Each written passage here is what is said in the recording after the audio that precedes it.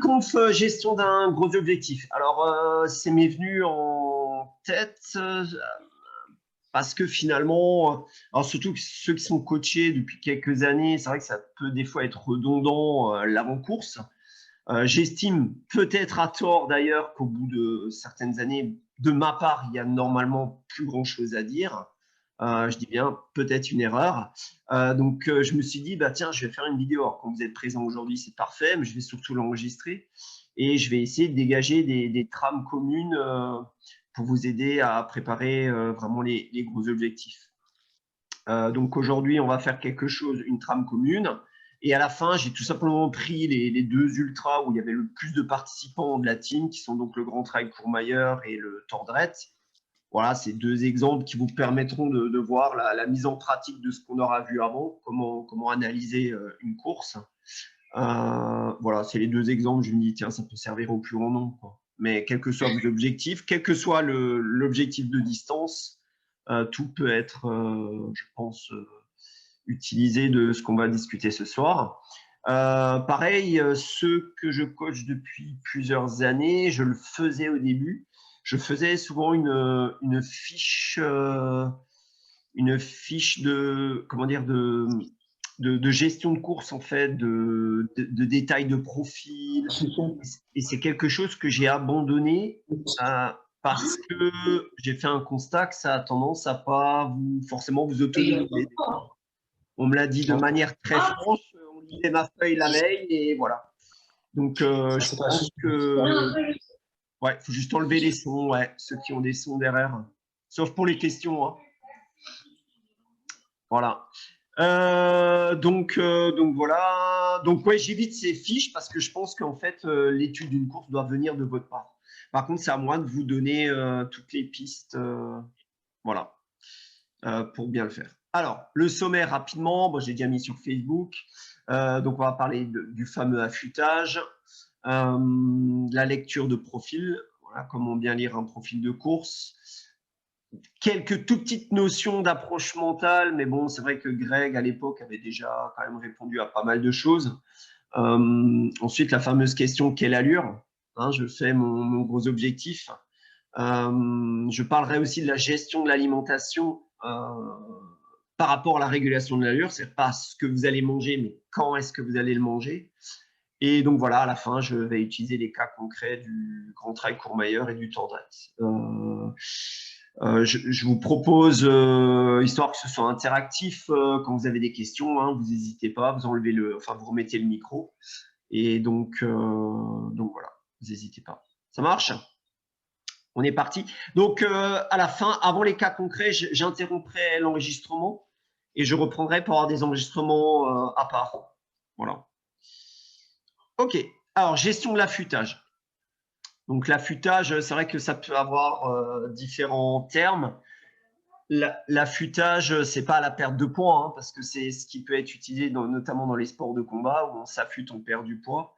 Donc, c'est pas du tout ça. Le principe, c'est d'optimiser toutes vos ressources physiques et mentales.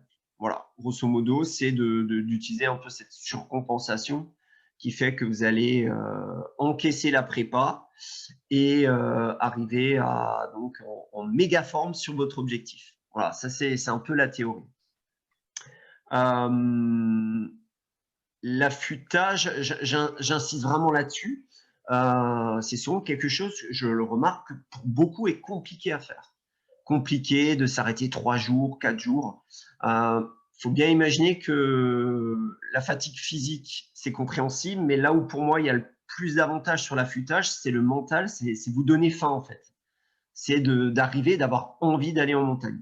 Je pense que se gaver de montagne les 15 derniers jours, voilà, peut faire en sorte que lors de la course, la charge mentale soit peut-être déjà un peu, voilà, déjà un peu entamée, quoi.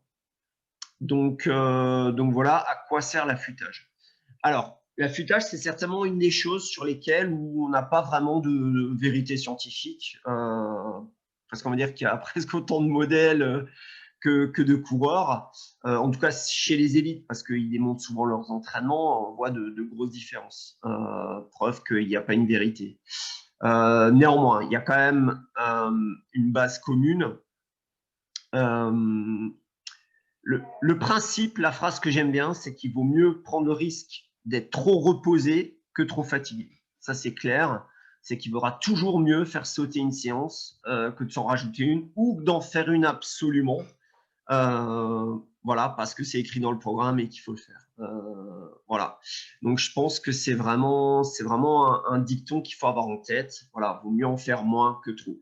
Même si on est d'accord, on n'est pas à haut niveau, mais c'est vrai qu'à haut niveau, des fois, une séance de moins peut faire en sorte que que les premiers kilomètres, notamment, peuvent être difficiles. Mais voilà, avec un boulot à côté, une famille souvent à côté aussi, voilà, je pense vraiment que de faire moins que plus, ce sera de toute façon mieux.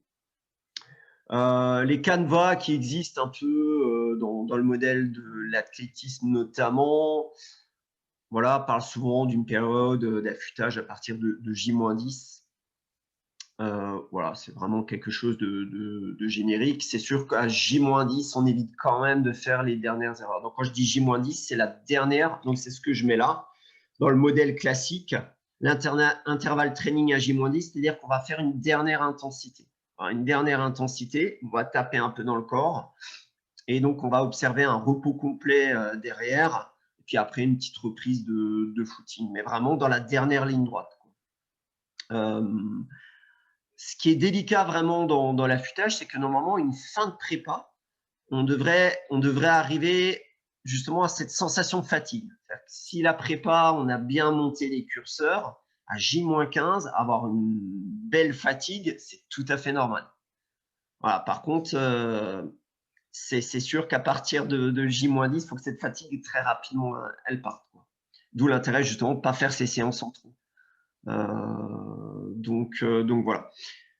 Le modèle, ce que j'appelle DN, parce que c'est un peu, donc ici, c'est un peu ce que lui fait. Alors voilà, il faudra certainement apporter des modifications parce que lui, c'est un animal. Mais voilà, lui, il préfère couper bien avant, donc à J-20, J-15. Il fait vraiment une coupure totale.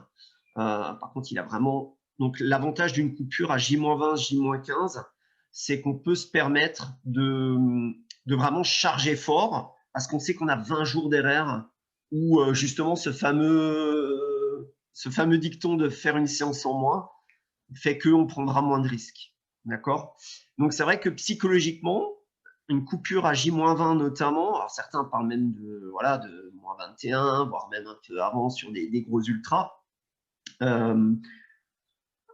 L'avantage, c'est vraiment de pouvoir tout solder. Par contre, l'inconvénient, c'est sûr que si on reste sur le modèle classique, on ne peut pas se permettre de rien faire jusqu'à l'objectif. Et donc, François Den, c'est ce qu'il a apporté, c'est qu'il fait une reprise progressive, donc il fait une coupure totale. Quand il sent que tous les signaux sont positifs, bah, il se permet même de refaire des sorties trail la semaine avant l'UTMB, des sorties trail de 2 heures. D'accord? Il en fait une tous les 2 jours de 2 heures. François Den pratique aussi vachement le multisport et lui, il fait aussi un dernier débridage, par contre, en intensité à J-7 à vélo. Donc, l'avantage du vélo en termes de dernière séance d'intensité, c'est que pour le coup, là, on ne prend pas de risque par rapport au choc ou ce genre de choses. On va solliciter durement le musculaire. C'est-à-dire que là, effectivement, à vélo, zéro risque. On se tape bien dans l'art, mais voilà, zéro risque. Par contre, on est bien d'accord, hein, ce modèle où lui, il fait des sorties trail la semaine avant de 2 heures, alors, à part exception, mais c'est quand même quelque chose que je pondère beaucoup. Par contre, on peut s'en inspirer d'un modèle comme ça, c'est effectivement charger fort jusqu'à J-1, faire une coupure totale, et nous, à notre niveau, faire peut-être des reprises progressives, ce que j'appelle des footings d'une heure. Voilà, footing d'une heure, éviter les grosses descentes, bien sûr, pour faire trop de casse musculaire. Voilà, François Den a un autre patrimoine. Mais voilà, on peut s'en inspirer quand même de ce modèle. Et l'intensité, oui, à J-7, nous, on l'a même déjà fait pour le Tour des Géants à J-5 à vélo, ça passe bien. Voilà. Par contre, cette intensité, quand on l'a fait, on doit vraiment, pareil, ne pas sentir déjà de la fatigue avant la séance. Sinon, c'est vraiment, on est nouveau dans ce dicton où on va rajouter de la fatigue. Voilà. Donc moi, classiquement, avec la plupart des coachés, je reste sur un modèle classique parce que j'ai remarqué aussi que voilà, psychologiquement, une coupure totale à J-20, elle est compliquée à gérer. Voilà, pour beaucoup, hein, certains aimeraient même une séance qu'on arrête l'entraînement 3 jours avant. Bon, voilà. Donc, le modèle classique, voilà, c'est peut-être plus facile psychologiquement, voilà, de s'entraîner jusqu'à ce moment-là. Je voulais rajouter, oui, la chose importante, c'est que participer à une course, bah, c'est souvent, surtout quand c'est notre gros objectif, c'est pas à côté de la maison. Donc, il y a préparer le voyage, je pense que c'est super important. C'est super important de se donner le temps. Donc, dans le même principe, il vaut mieux zapper une séance d'1 heure et préparer tranquillement ses affaires, étudier le profil de course. Ce sera beaucoup plus bénéfique que de se rajouter du stress. Surtout en plus si on a du stress professionnel derrière. Donc voilà, donc il faut vraiment essayer d'optimiser voilà, le temps que vous avez à disposition, en sachant que dans l'affûtage, le plus important, ce sera le repos, le sommeil, voilà, pour et préparer les affaires et ainsi de suite, plus que l'entraînement lui-même là dans les deux modèles. Pour illustrer tout ça, je vais vous raconter une anecdote de coaché. Donc quelqu'un qui fait le 90 du Mont Blanc, qui pétait une forme le dernier mois, qui a fait un affûtage, qui l'a respecté à J-10. La course se passe très mal d'entrée de jeu, il est dans le dur. Moi, je fais le suivi live, je le vois. Bon, incompréhensible. En plus, j'avais partagé des séances d'entraînement à 15 jours, c'était vraiment incompréhensible. Donc voilà, constat de la course. Alors lui, il a plutôt mis en, comment dire, en balance l'entraînement. Ah Jeff, tu crois pas qu'on en a fait trop? Il avait ce genre de questionnement. Enfin, il y avait, voilà, vraiment, c'était incompréhensible, donc on cherchait des pistes. Et un mois après, on se voit en direct, on discute, et puis il dit, ah ouais, puis c'est comme là, putain, j'avais mes congés là, juste avant le 90 du Mont Blanc, ouais, c'était timing. Je dis, mais comment ça, c'était timing? En fait, je vais le faire courte, le 90 du Mont Blanc, non, c'est un vendredi.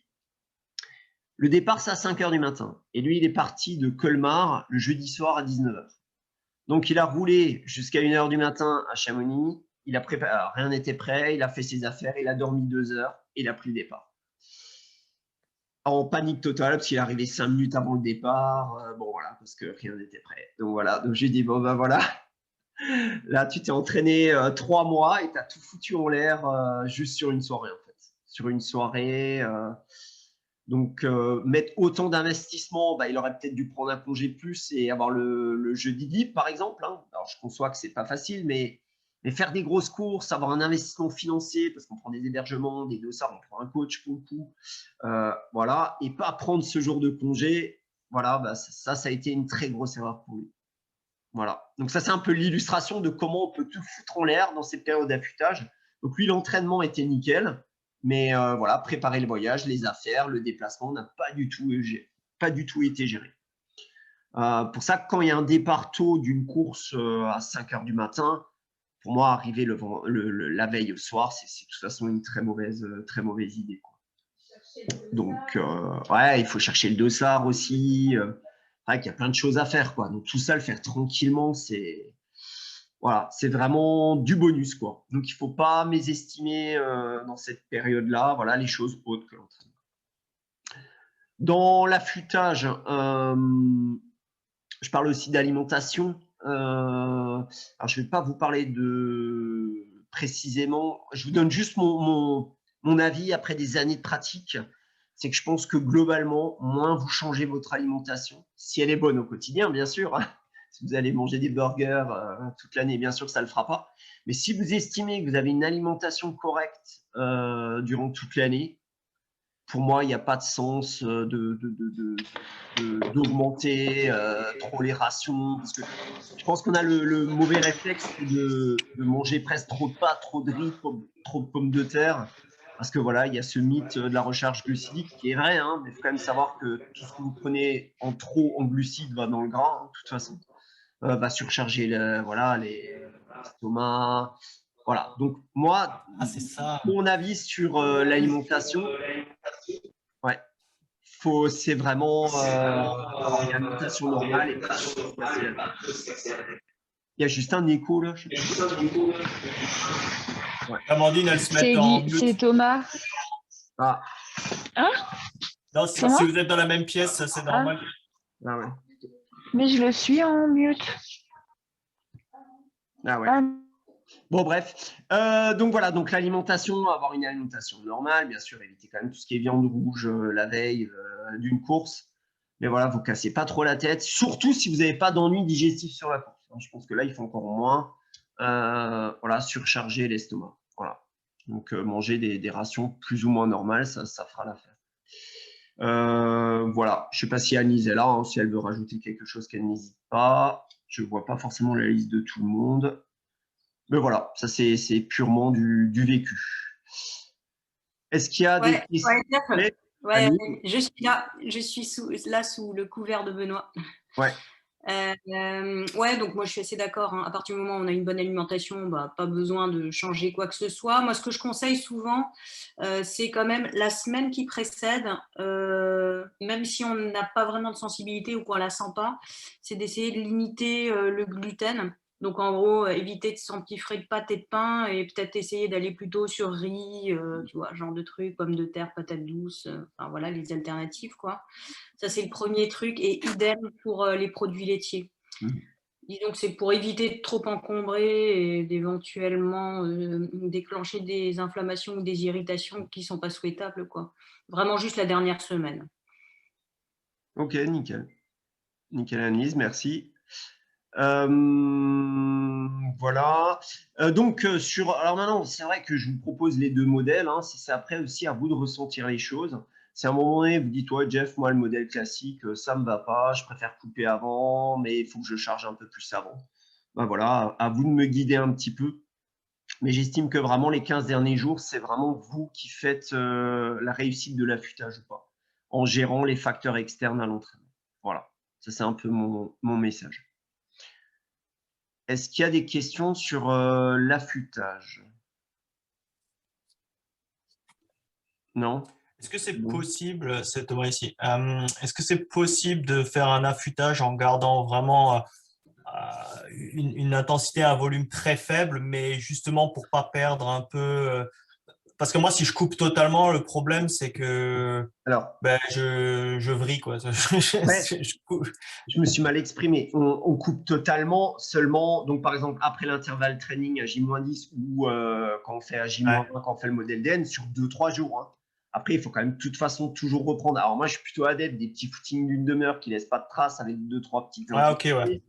Mais non, tout à fait. Hein, coupure totale sur 7 jours, ça reste quand même pas top. Sauf si tu as trop de taf, si tu as les enfants. Enfin, tu vois, il ne faut pas que ça rajoute de la fatigue, en fait. Ouais, bien sûr. Mais moi, je te dis une demi-heure. Pour certains, ça va être 45 minutes. Ça, c'est après, selon l'expérience de chacun, va se sentir. Voilà, son truc. Par exemple, moi, personnellement, c'est ce que j'adorais faire la semaine avant l'UTMB, c'est que j'allais courir tous les jours, mais que 20 minutes à jeun. Voilà. Ça, c'était ça me correspondait. Voilà. Après, j'aimais bien prendre un bon petit-déj. Ça me réveillait le matin. 20 minutes, ça me laissait pas de fatigue. Voilà. Ça, c'est vraiment quelque chose, vous pouvez vous permettre vraiment d'essayer des choses. Quoi. Ouais. Ok. Voilà.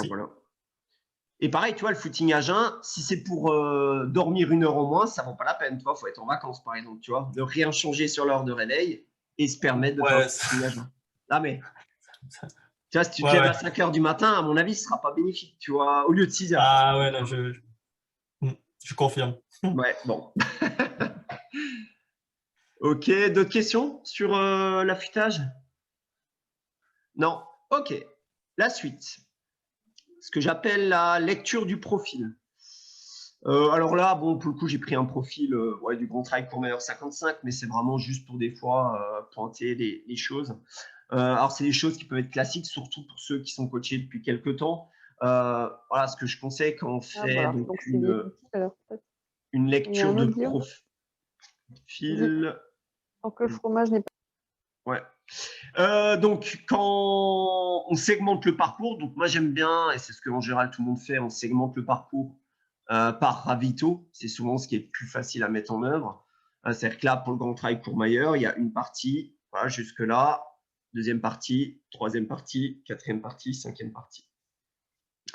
Donc ça, c'est vraiment les choses à étudier. Donc, entre chaque partie, à vous de regarder le kilométrage, le dénivelé, Alors, le kilométrage et le dénivelé, c'est pour ça que le profil, c'est important de le regarder. Ça ne veut pas tout dire, parce que là, vous regardez bien sur le Grand Trail Courmayeur 55 bornes, ça commence par une descente. D'accord?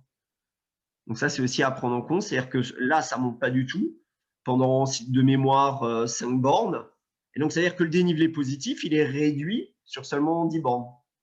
D'accord? Donc, même si on est d'accord que la segmentation du parcours, je le mets de là à là, le dénivelé positif, il commencera seulement là. Il peut paraître con, mais c'est très important parce que ça veut quand même vous dire déjà le degré de pente. D'accord? Donc voilà, donc on segmente de parcours en parcours. Donc là, on sait qu'il y a 16 bornes, par exemple, en tout. Là, je n'ai pas fait l'étude du dénivelé positif. Et voilà, c'est des choses que vous devez savoir entre chaque ravito ce que vous avez. Ensuite, bon, ça, on l'avait abordé déjà sur une conf de prépa mentale. C'est vraiment de se dire, je fais la course et je valide à chaque fois une partie. C'est-à-dire que là, je pars de Courmayeur, je ne pense pas du tout au kilomètre 50. Là, non, je ne pense que jusqu'au premier ravito. Et quand j'arrive au premier ravito, je solde celle-là, elle est terminée et je pense à la suivante. D'accord? Il ne faut jamais penser à l'ensemble de la course. Ça peut être très décourageant d'ailleurs de penser à l'ensemble. C'est vraiment de toujours se dire, je valide à chaque fois un segment. Alors, certains font des grands segments, d'autres des plus petits. Ça dépend vachement un peu aussi de votre façon de voir la course ou pas. Donc là, pareil, il n'y a pas de règle, mais bon, c'est sûr que de ravito en ravito, c'est plus facile. Ce qui est aussi, je trouve, important, c'est de connaître les noms de là où vous allez. Donc, le fait de la curiosité touristique que vous pouvez avoir, c'est important parce que vous pouvez voir des fois sur un parcours les panneaux de rando. Et quand vous savez où vous allez, on sait qu'à peu près un panneau de rando, selon les coins, mais vous divisez par 2. Voilà, si vous êtes en forme, vous divisez par 2 le à peu près. Donc, c'est des choses où, si vous mettez plus de temps, vous le saurez au fur et à mesure. Donc, connaître les destinations permet aussi d'avoir des indications avec les panneaux de rando. Voilà, donc ça peut être aussi important. De chaque point important, c'est important. Ouais, je vais me répéter, mais bon, bref. Donc voilà, connaître les noms, c'est bien. On segmente le parcours. Ensuite, le profil, on a fait une segmentation. Et ensuite, il est pour moi important de ne pas se faire avoir. C'est-à-dire quand on le regarde, malgré la segmentation, là, qu'est-ce que j'aurais tendance à faire? Et c'est ce que beaucoup font. OK, ça s'arrête, la course s'arrête là, quoi. Parce que finalement, le dénivelé positif, au Mont X, on va dire au Mont Fortin, j'ai quasiment tout fait. Puis après, c'est que des petites bosses. Sauf ce qu'on oublie quand on étudie le parcours une semaine avant, c'est que là, il y a la fatigue accumulée, en fait. Et je vous garantis, mais enfin, on l'oublie tous, hein, c'est de se dire, oui, là, à ce niveau-là, ce qu'on oublie, c'est que ça fait que 500 de dénive, mais avec la fatigue accumulée, ça vous paraîtra 1000. D'accord? Donc, en fait, il faut se méfier de ces petits coups de cul qui peuvent être des fois très, très longs. D'accord? Donc voilà. Donc, attention aux bosses qui sont vers la fin, qui paraissent rien. Et moi, c'est ce que j'appelle le Mordor. Hein. Le Mordor, c'est identifier le Mordor, le point où vous êtes sûr que les gens auront du mal à repartir après une course. Donc, pour identifier le Mordor, le mouroir comme vous voulez, il faut prendre en compte les kilomètres accumulés, il faut prendre en compte l'horaire à laquelle vous arrivez, parce que typiquement l'été, les Mordors sont entre midi et 14h, clairement, donc c'est quand ça tape, quand il y a la chaleur. Si vous rajoutez encore en plus de l'altitude, et si vous rajoutez en plus une longue descente avant, vous pouvez être sûr que c'est un endroit où les abandons seront légion. Donc c'est là où on se décourage, ce genre de choses. Vous verrez après, sur le cas concret du Tordrette, le mouroir est très facilement identifiable quand on connaît l'épreuve. C'est vrai que quand on regarde le profil, on n'a pas l'impression, mais pourtant, quand on y passe, c'est un vrai mouroir. Là, je prends l'exemple du Grand Trail Courmayeur, le 55. Là, pour le coup, moi, j'ai envie de dire que le mouroir, il est ici, quoi. Parce qu'ils partent tôt le matin, ok, tout le monde est en forme, on a encaissé ça, hop, encore celle-là pour s'en mettre, la longue descente qui est en plus technique pour le coup, et on arrive là, il fait chaud, 13h, et c'est cette bosse-là qui sera très dure. Identifier le Mordor, c'est super important, parce qu'après, on aura des mécanismes mentaux à mettre en place à ce niveau-là. Donc, l'expérience fait qu'au fur et à mesure des années, vous allez arriver à identifier la partie où on va dire que 80% des coureurs vont être dans le dur. Voilà, donc altitude, dénivelé négatif juste avant, fatigue accumulée et donc l'horaire pour la température. Température, je pense que c'est très important. Moi, de mémoire, j'ai jamais vu de mordor ou de mouroir en pleine nuit. Sur toutes mes épreuves d'ultra et tout, c'est toujours entre midi et 15 heures un endroit voilà, qui peut être un peu compliqué. Donc, dans la lecture de profil, on pense aussi à l'altitude, hein, à identifier les endroits où vous allez devoir ralentir durant votre course. C'est-à-dire qu'on a tous des caps, hein, certains c'est 2000 mètres d'altitude, d'autres c'est 2008, d'autres c'est 3000, bon voilà. Vous savez que si, moi par exemple j'ai un seuil à 2008, avant, j'allais à la même allure jusqu'à 2008 et après, j'en chiais, je mordais voilà, jusqu'à 3000. Maintenant, je ralentis à 2005 et forcément, je passe mieux à 2008. Quoi. Donc, je suis toujours en gestion, mais ça passe beaucoup mieux. Donc, sur un profil, c'est aussi identifier voilà, les profils où vous allez devoir réguler l'allure. Et ça demande d'avoir un peu d'expérience, de savoir où vous en êtes par rapport à l'altitude. Voilà. Montre GPS. Alors, elle peut vous servir parce que si vous rentrez une trace GPX, c'est vrai que ça vous dit quand même là où vous êtes, quoi. Alors, j'ai même découvert sur Garmin que ça vous sectionne même chaque montée. Ça vous dit exactement le dénivelé qui vous reste sur la montée.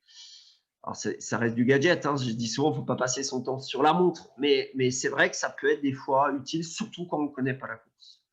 Donc, c'est vrai que les montres GPS, quand vous rentrez la trace GPX, ça peut être vraiment… ça peut être très utile, quoi. Voilà. Sur une lecture de profil, je pense que j'ai tout dit. Oui, alors la lecture de profil ne nous dit pas la technicité du terrain. Ça, c'est après à chacun de prendre les informations là où il peut. Voilà. C'est-à-dire qu'une petite descente, là, par exemple, la descente col des Pyramides, non seulement elle est longue, mais en plus, c'est un sacré chantier, il est même difficile d'y courir. Donc, c'est encore plus compliqué, quoi. Voilà, donc se renseigner sur la technicité du terrain. Maintenant, quand même, avec Internet, on a quand même pas mal d'outils. Et donc ça, je répète ce que je disais avant, c'est ce que je faisais au début. Je faisais des fiches, je vous expliquais tout, mais je pense qu'il est beaucoup plus intéressant que vous-même vous y intéressez. Ça fait en sorte que vous vous imprégniez vraiment de la course. Voilà. Est-ce qu'il y a des questions sur la lecture de profil? Alors, oui, je rajoute parce que je vois ça. C'est vrai que les profils sont maintenant bien faits. Ça vous dit là où il y a les ravitaux, là où il y a les barrières horaires. Ça, c'est pareil, hein, c'est des choses absolument à savoir. Voilà. Et qu'est-ce qu'il peut y avoir dans les ravitaux? Ok. Pas de questions? C'est bon? Nickel. Approche mentale. Alors, je ne vais pas du tout faire tout un laïus, mais je pars du principe que si c'est un gros objectif, il y a des situations de stress qui peuvent arriver. Voilà, et qui peuvent donc effectivement, dans l'avant-course, là je parle vraiment avant-course, diminuer votre potentiel. Alors j'ai mis quelques phrases un peu entre guillemets bateau, mais qui pour moi sont tellement vraies, c'est qu'il faut arriver à transformer le stress, qui a une connotation négative, en adrénaline, en envie, de se dire que l'objectif n'est que la cerise sur le gâteau, c'est-à-dire que la course, c'est finalement, est-ce que c'est pas le chemin qui est intéressant, finalement, de faire toute une prépa, d'avoir fait des chouettes sorties, qu'on n'aurait peut-être pas fait s'il y avait cet objectif. Donc ça a aussi tendance peut-être à désacraliser la course, quoi. Est-ce que c'est vraiment la course qui est vraiment le plus important ou pas tout ce que vous avez mis en place pour prendre le départ? Voilà, ça c'est aussi quelque chose qui me paraissait important. Et voilà, après aussi se dire que finalement, une course, c'est avant tout baigner dans une ambiance, profiter des ravitaux mis en place, plus qu'une mesure de performance. Même si la mesure de performance, elle y est, mais je pense qu'il faut vraiment le mettre de côté. Voilà, et de se dire que c'est participer à une grande fête. Et ça doit vraiment voilà, vous déstresser. Je pense surtout qu'il ne faut jamais partir au début d'une course en se disant « moi, je veux faire 20 heures ». Moi. Ça va sur des trails à la limite de 5 heures, 8 heures, 10 heures. Mais quand on part au-dessus de 20 heures, et quand je vois la liste des gens qui sont ce soir, on ne peut pas partir sur un 170 bornes en se disant toute la course, je veux faire 30 heures, 30 heures, 30 heures. Je pense que c'est compliqué. Le 30 heures sera la résultante de tout ce que vous allez mettre en place. Mais je pense que c'est se rajouter une pression négative, quoi. Et hop. Hop. Et partage. OK. Hop. Voilà, quelle allure? Donc après, c'est la fameuse question, à quelle allure je fais mon objectif principal?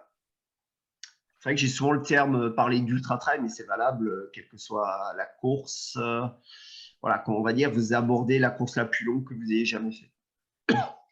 Alors, quelle allure? Donc, comme je dis souvent, vaut mieux partir trop doucement que trop vite.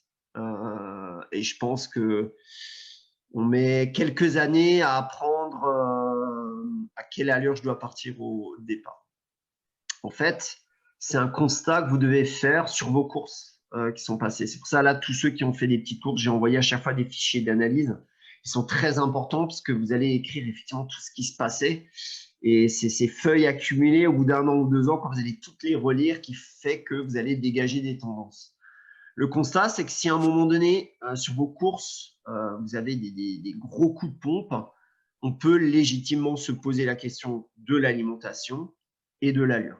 Voilà, c'est un peu les deux facteurs si vous avez vraiment des grosses baisses d'allure. Voilà, forcément, moi, c'est mon taf, je crois vachement en mon entraînement que je vous fais, donc j'ai tendance à l'éclipser, mais voilà, je pense qu'il faut vraiment aller chercher dans ces deux choses. Donc l'alimentation, voilà, c'est une chose, on en reviendra quand même un peu après là-dessus. Mais le constat, voilà, c'est si dans une course, milieu de course, vous avez toujours un gros coup de bambou, se poser la question, à quelle allure je suis parti au départ. Plus vous allez aller sur des longues distances, plus c'est difficile à palper.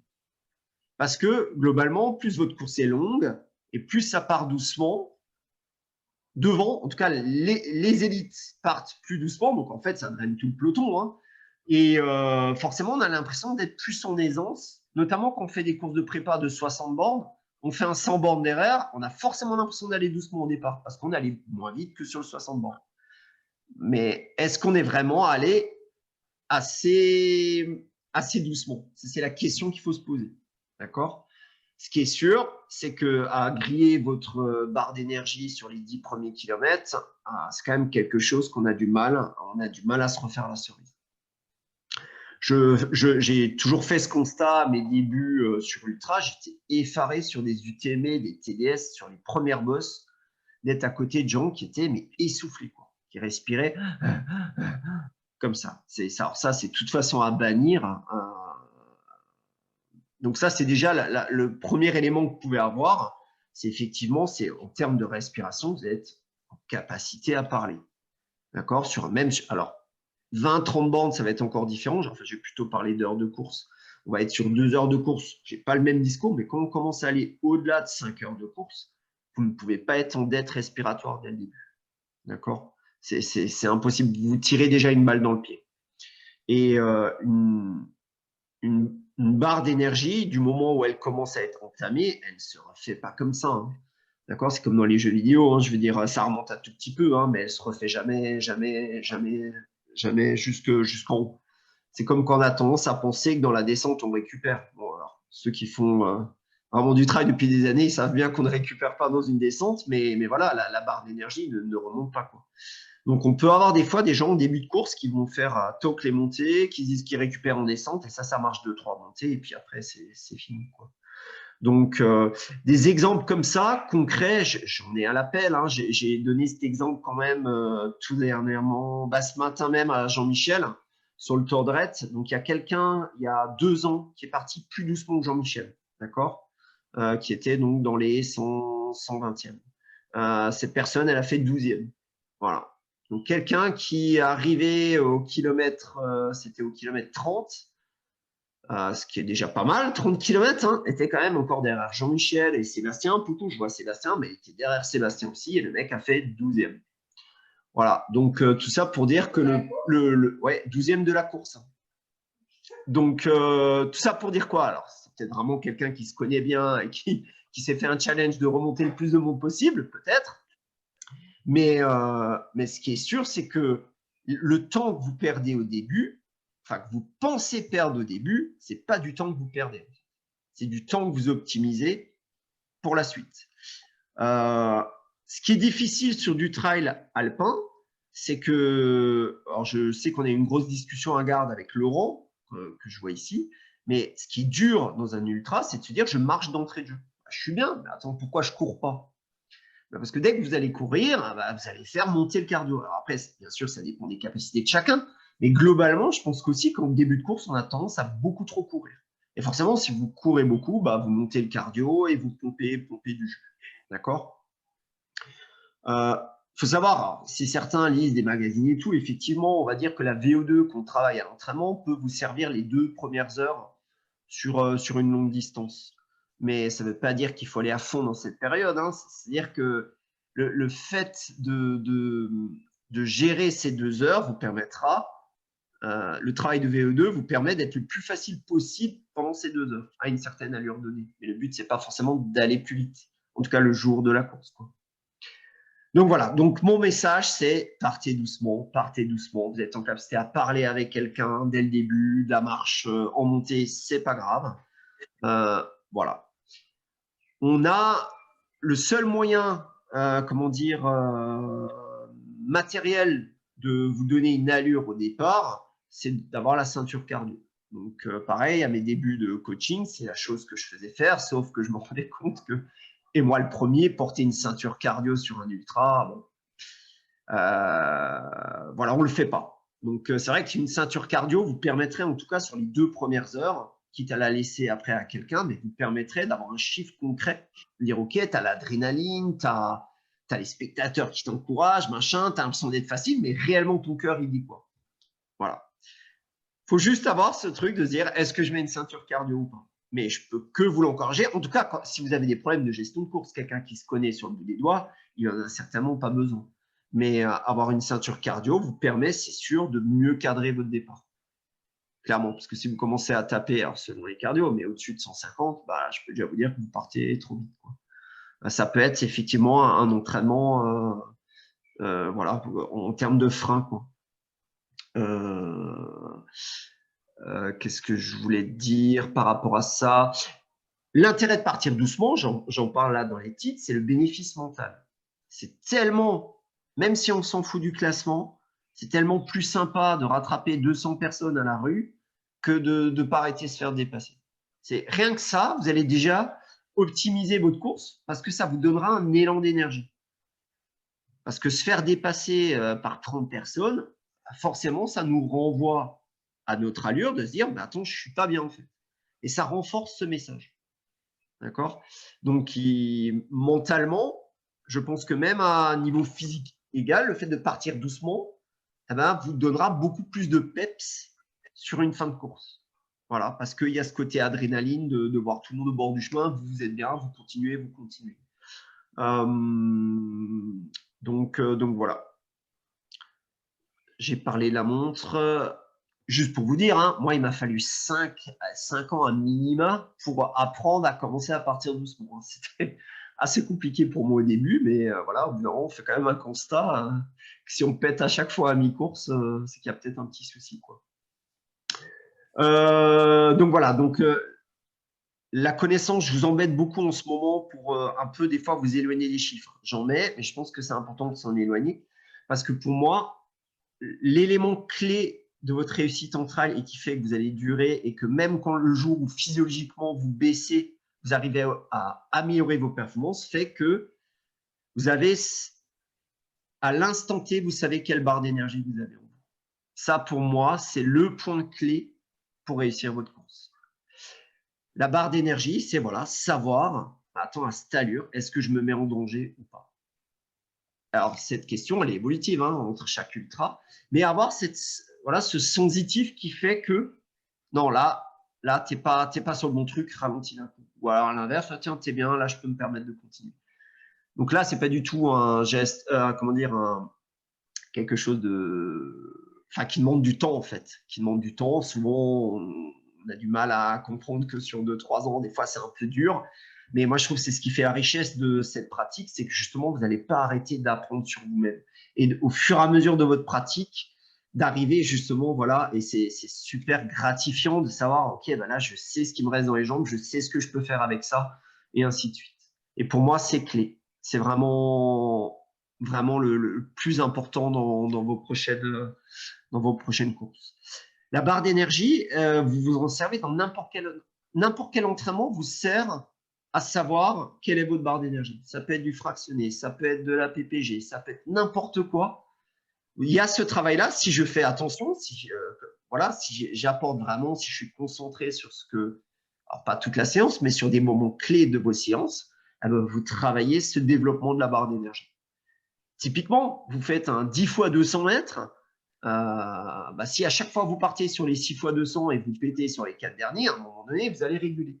D'accord? Donc là, on est dans ce travail de, OK, barre d'énergie, je vais trop vite au début, il faut que je régule. Voilà. Et c'est important de se poser toutes ces questions parce qu'on voit des gens qui, pendant des années, répètent toujours les mêmes erreurs. Toujours les mêmes erreurs. Et forcément, ça crée toujours les mêmes soucis. Cette gestion de barre d'énergie, elle est aussi importante. Et là, j'en reviens à l'alimentation. Je reste persuadé que des vraies personnes intolérantes, ça reste, je pense, une petite portion du peloton. Je reste persuadé que beaucoup de problèmes gastriques, de vomi sont liés à une surallure. Parce que forcément, si vous mettez trop d'allure, vous créez une difficulté à manger. Le corps, il ne peut pas faire 15 000 trucs en même temps. Donc, d'être en sous-allure vous permettra de mieux digérer, de prendre le temps de manger, ce genre de choses. Donc, l'intérêt de la marche est là aussi, c'est qu'à un moment donné, vous allez non seulement créer des facilités pour s'alimenter, mais en plus, vous limitez de nouveau les chocs. Parce qu'en marchant, vous avez moins de chocs qu'en courant. Donc là, il y a encore plus d'intérêt à faire de la marche. Vous allez limiter voilà, tout ce qui est problème gastrique. Donc, le point clé, c'est lisser l'allure. Voilà, lisser l'allure, vous dire que c'est important de ne pas regarder les kilomètres et plutôt regarder, ce n'est pas un objectif, mais c'est une idée globale. Par exemple, vous dire, bah, tiens, sur un UTM, je pense que je vais mettre entre 35 et 40 heures. Eh ben, en sachant ça, je lisse mon allure. Et vous verrez que les 2 premières heures, si je sais qu'il me reste, si je mentalise le fait qu'il me reste 37 heures derrière, ça invite à la prudence quand même, hein, parce que 37 heures, ça peut être long si les 2 premières heures, on cartonne. Donc, avoir toujours une idée pour lisser l'allure du temps global à peu près que vous allez mettre, sans que ce soit un objectif, mais qui est là pour vous réguler. Voilà sur l'allure. Alors c'est sûr, hein, là je ne suis pas vendeur parce que je ne donne pas de choses clés en main. Hein. Je ne vous dis pas il faut partir à telle allure. Hein, mais voilà, c'est peut-être pour ça aussi qu'on aime ça, qu'il n'y ait pas de solution toute faite. Je parle quand même de la spécificité des barrières horaires, qui est pour moi une vraie difficulté, qui est pour moi peut-être même une course plus difficile que pour les élites, où à un moment donné, voilà, vous devez vous battre contre un adversaire en fait, qui est la barrière horaire. Je pense que le point clé pour une barrière horaire, c'est les connaître, mais savoir s'écouter avant tout. C'est-à-dire que le réflexe qu'on peut avoir, c'est de se dire, je vais essayer de foutre la barrière horaire le plus loin possible pour être tranquille. Et souvent, ce qui arrive, c'est que je l'ai mis tellement loin, c'est que je suis complètement sec au bout d'un moment. Je pense, alors là, pour le coup, je ne l'ai jamais fait, mais je pense qu'il faut savoir jouer avec des barrières horaires. C'est plus facile à dire qu'à faire, je le conçois, mais il faut être capable de se dire une demi-heure sur une barrière horaire. Si je suis en facilité, c'est peut-être bien pour la mettre après à 1h30, plutôt que de se dire non, il faut que je la mette plus loin, plus loin, plus loin. Parce que vous allez forcément engendrer des problèmes, parce que forcément, vous allez arrêter de vous écouter et vous allez plus regarder cette barrière horaire. Donc, il faut les connaître, être capable de jouer avec. Voilà. On a l'exemple que les anciens connaissent, Grégory Grégoire, qui a fait un UTMB en étant la plus grosse avance qu'il avait sur la barrière horaire, c'était une demi-heure, et la plus petite, c'était 2 minutes, je crois. Donc, mais bon, c'est passé. Il a réussi à jouer avec. Voilà. C'était un peu la spécificité des barrières horaires. Attendez, ah oui, voilà. Est-ce que vous avez des questions par rapport à l'allure? Non? Ok. Bon, je passe à la suite. Alors, quoi et quand manger? Alors, voilà, j'ai pris cet exemple-là. C'est des pubs que vous pouvez voir sur Internet. Ceci dit, j'adore ces produits. Ils sont enduro-actifs, c'est des super produits. Par contre, je suis un peu opposé en termes de coaching à ce genre de schéma. qui pour moi sont souvent balayés au bout du deuxième call. Alors c'est très rassurant, je conçois. Hein, je ne sais pas si vous voyez bien l'écran, bah voilà, le point vert c'est une demi-barre fruit active, le truc vert c'est une barre amande. Voilà, alors je conçois, c'est très rassurant parce qu'on nous dit quoi faire quand à la minute près presque. Par contre, je pense qu'il y a peu de personnes qui arrivent à tenir un tableau de marche comme ça. Et l'inconvénient d'avoir un tableau de marche comme ça, c'est est-ce qu'on est capable de, en cours de course, de changer comment dire, son alimentation ou apporter des nouveautés. En alimentation, personnellement, je n'oserais pas partir sur quelque chose d'aussi strict que ça. Voilà, ça pour moi, c'est le genre de tableau qu'il faut peut-être un peu éviter, quoi. Sauf des débutants qui ont vraiment besoin de surassurer ou quelqu'un voilà, qui a toujours eu des problèmes et qui est obligé vraiment de repartir de zéro, ok. Mais si vous êtes quelqu'un qui n'a jamais eu de gros soucis, enlevez ce genre de choses toutes faites et soyez plutôt dans l'écoute, je suis nouveau, dans l'écoute de vous-même. D'accord? Donc, quelques phrases clés pour moi. La capacité à manger est au-dessus de la qualité de ce que vous mangez. Alors, si les deux sont là, c'est parfait. Hein, il vaut mieux manger et être capable de le manger. Ça, c'est top. Je vais vous citer un exemple. Hein. Tout le monde connaît les bars Baou. Qui, c'est sûr, hein, on regarde la liste des ingrédients, c'est du top du top. Benoît Naf, c'est quelqu'un de très compétent. Il les a développés avec Thévenard. Voilà, c'est quand on regarde les ingrédients, il n'y a vraiment rien à acheter, c'est top. Je connais, à part Thévenard, mais est-ce que c'est des coups de com'? C'est très possible connaissant l'animal. J'ai un doute que quelqu'un soit capable de faire un ultra en mangeant 20 de ces barres. Je ne sais pas s'il y en a qui ont déjà goûté. Ça reste très particulier. Après, les goûts, les couleurs, il n'y a pas de souci. Mais fonctionner voilà, avec des choses où vous avez un risque que vous n'allez plus aimer. Le risque, c'est quoi? C'est que vous n'allez plus le manger. Alors, vous aimez les barbaos? Parfait, hein, allez-y. Hein. Comme dit, j'ai un doute qu'on tienne 20 heures qu'avec ça. Mais je pense que le goût, c'est super important. Parce qu'à un moment donné, la différence se fera quand vous n'avez plus d'essence dans le moteur. D'accord? Si l'essence est de qualité, c'est génial. Si l'essence, elle est un peu moins de qualité, ce sera toujours mieux que si la pompe à essence, voilà, il n'y a plus rien dedans. D'accord? Je pense aussi que plus on allonge sur la distance, plus c'est important de se surprendre.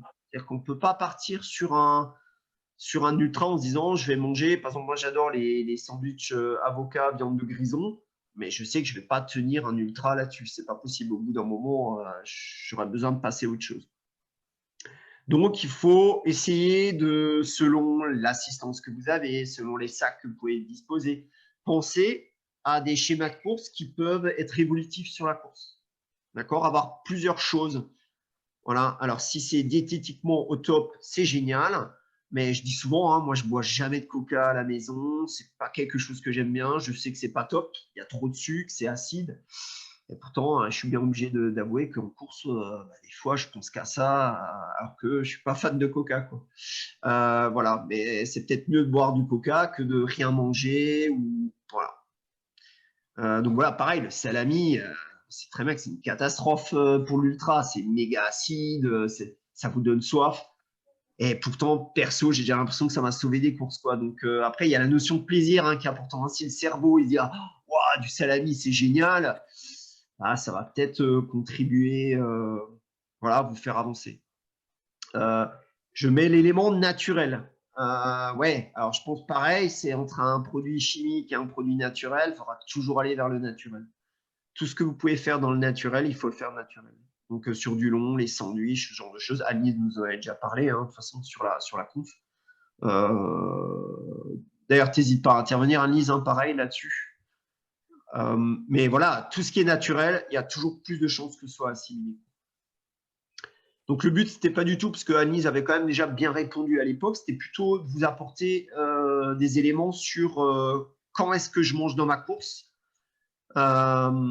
sur les ravitaux, enfin vous donner quelques petites astuces. Si on n'a pas de souci, vous ne posez pas la question, vous n'avez jamais eu de problème d'alimentation, bah, continuez comme vous faisiez. Il ne faut surtout pas tout changer. Par contre, quand vous êtes un peu limite à certains moments donnés, je pense qu'une des choses les plus importantes que vous pouvez apporter, c'est de ralentir le rythme avant un ravito. Mais quand je dis ralentir le rythme, ce n'est pas 200 mètres quand je vois le ravito. D'où l'intérêt d'étudier le profil avant. C'est de me dire, 10 minutes avant un ravito, il y a du plat, je suis quelqu'un de fragile au niveau du bide, ah ben, il vaudra mieux marcher ces 10 minutes. Certes, d'un point de vue comptable, je vais perdre 10 minutes, admettons, sur ces… voilà, je vais mettre 2 fois plus de temps. Par contre, si je suis en capacité à manger et à digérer derrière, ah ben, ces 10 minutes, elles sont de nouveau gagnées. Sans parler du plaisir. Hein. Alors là, je pense que quand on n'arrive plus à manger sur un trail, ouais, le plaisir, il est vite limité quand même. Donc voilà, donc c'est selon vos soucis, c'est anticiper vos ravitaux.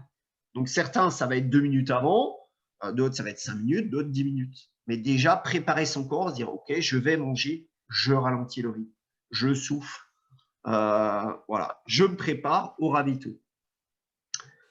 Quand j'arrive au ravito, donc j'avais donné souvent ces astuces où vous avez le sachet, vous avez des sachets alimentaires et vous prenez ce qui vous plaît, voilà, ou 2 sachets, un sachet salé, un sachet sucré.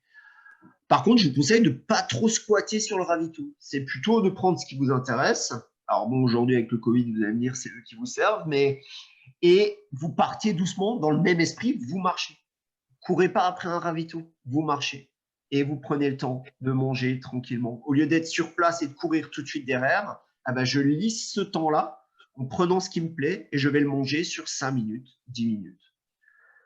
Voilà, donc ça c'est pour moi un des éléments clés de quand manger, quand vous avez un ravito, en tout cas quand vous avez besoin d'un ravito.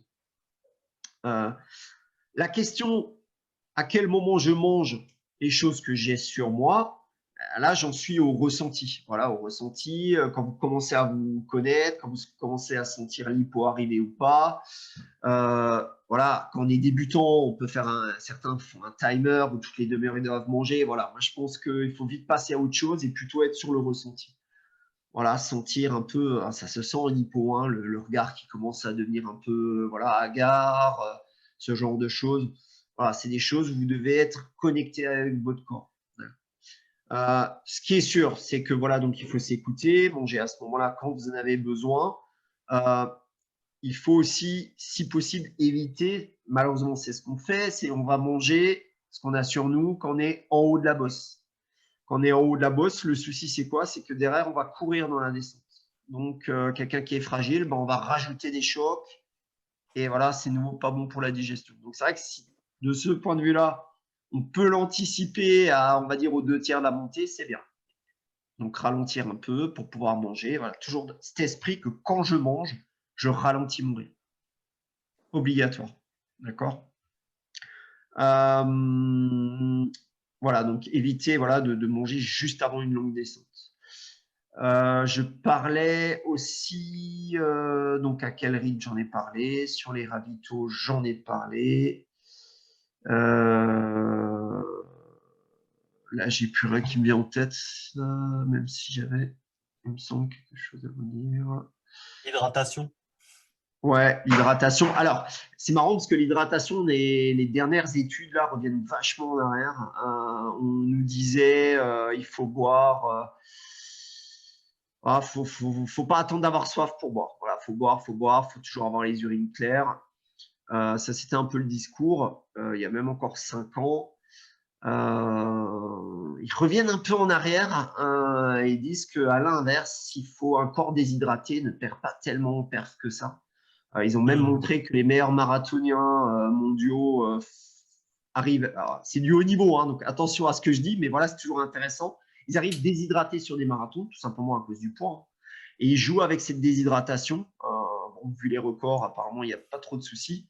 Donc voilà, ils jouent avec cette déshydratation. Donc, si maintenant on l'adapte à notre niveau, on est nouveau dans cette recherche, bah, vous buvez quand vous avez soif.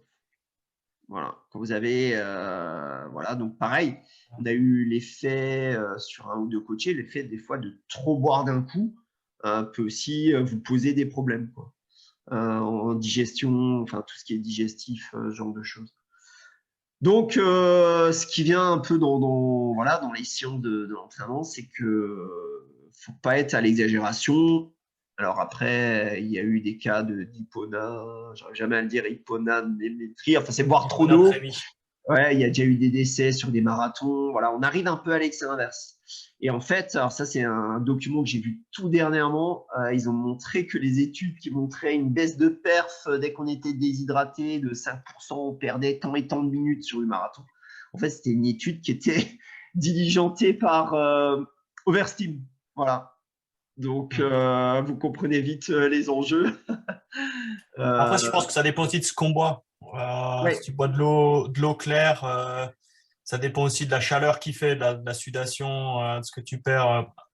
Pour Ouais. prendre mon cas, je dirais que sur la TDS, l'année où il avait fait une chaleur impossible, je pense justement que le problème, c'était de trop boire et justement diluer tous tes, tous tes électrolytes finalement que tu as de base dans ton sang et qui finalement font l'effet inverse. Il faut boire quelque chose de minéralisé et surtout pas en trop grosse quantité. Ouais. Mm. Ça Ouais, me paraît- ouais. Ouais, c'est un bon témoignage, ça. Donc, on en revient à nouveau à la chose, c'est écoutez-vous, faites pas les choses en surdosage en tout cas, quoi. Ne faites pas les choses en surdosage. Le corps s'adapte quand même à pas mal de choses, quoi. Est-ce qu'il y a des questions? Est-ce que Anis avait quelque chose à apporter? Est-ce que voilà. Ouais, non, ça me semble assez complet. Enfin, pas grand-chose à rajouter. Ouais. Ouais. Alors, si maintenant il y a un truc qui me vient sur les ravitaux, toujours classer dans votre tête ce qui est bon sur un ravito, ce qui l'est moins, et en ordre de priorité, quoi. Voilà. Vous dire déjà un ordre de priorité sur les ravitaux en général, bon, ça reste du classique, hein. Quoique avec le Covid, comme dit, tout va changer, mais voilà, vous avez les bananes, vous avez les oranges, forcément, les oranges, ça reste quand même super acide. Donc voilà, si vous avez le choix entre des oranges et des bananes, voilà, peut-être plus les bananes, sauf s'il fait une chaleur de dingue et vous rêvez d'une orange, voilà. Je pense que là, ça peut jouer, quoi. Mais classifier déjà, pour renseigner ce qu'il y a sur les ravitaux en course, en tout cas. Ok, ça marche. S'il n'y a plus de questions, je passe à la suite. Ah si, oui. Dernière chose, pardon, sur l'alimentation. Quand vous ingérez une alimentation, un aliment, avoir en tête que cet aliment que vous mangez, c'est pas forcément pour préparer la suite.